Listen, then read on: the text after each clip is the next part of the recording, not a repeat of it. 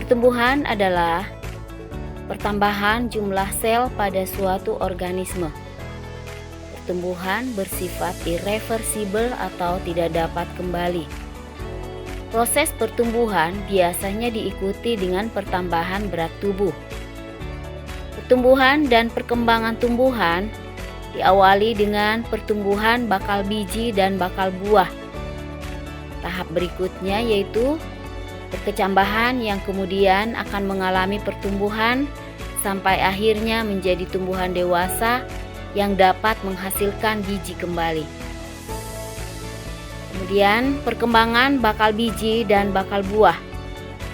Angiospermae mengalami pembuahan ganda. Pembuahan ganda menghasilkan zigot dan endosperm. Terjadi setelah pembuahan ganda, bakal biji akan berkembang menjadi biji dan bakal buah akan berkembang menjadi buah yang melindungi biji. Lalu yang berikutnya perkembangan bakal biji. Bakal biji akan tumbuh dan berkembang menjadi biji di dalam bakal biji. Terdapat zigot dan endosperm. Zigot akan tumbuh dan berkembang menjadi embrio. Lalu perkembangan endosperm. Endosperm tumbuh dan berkembang lebih dahulu dibandingkan pertumbuhan dan perkembangan embrio. Endosperm kaya dengan cadangan makanan. Cadangan makanan digunakan untuk pertumbuhan dan perkembangan embrio pada sebagian besar tumbuhan yang dapat digunakan sampai terjadinya perkembangan pada beberapa tumbuhan dikotil. Cadangan makanan diberikan pada kotiledon atau daun biji sebelum biji tumbuh dan berkembang lebih lanjut.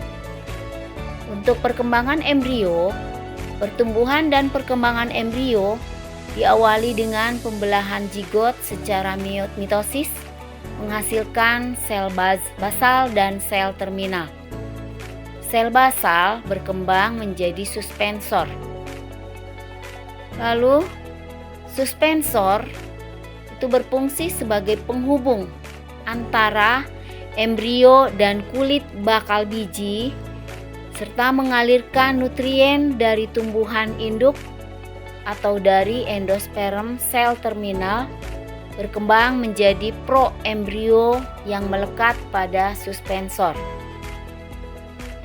Untuk tumbuhan dikotil itu memiliki 2 kotiledon.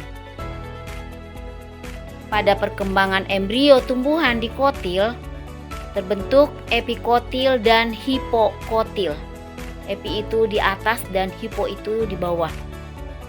Epikotil terletak di atas kotiledon. Di ujung epikotil terdapat plumula, yaitu berupa ujung batang dan sepasang calon daun. Hipokotil terletak di bagian bawah kotiledon, sementara hipokotil berujung di calon akar atau radikula. Sementara itu, pada tumbuhan monokotil hanya terdapat 1 kotiledon. Kotiledon pada beberapa tumbuhan monokotil disebut dengan skutelum. Biji yang ditempatkan pada kondisi lingkungan yang memadai akan berkecambah. Perkecambahan diawali dengan penyerapan air oleh biji. Setelah itu, enzim yang terdapat pada biji akan aktif. Enzim kemudian mengaktifkan metabolisme sel, salah satunya untuk mengambil oksigen untuk proses oksidasi makanan cadangan yang terdapat dalam biji.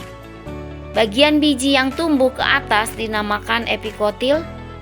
Bagian biji yang tumbuh ke bawah dinamakan hipokotil.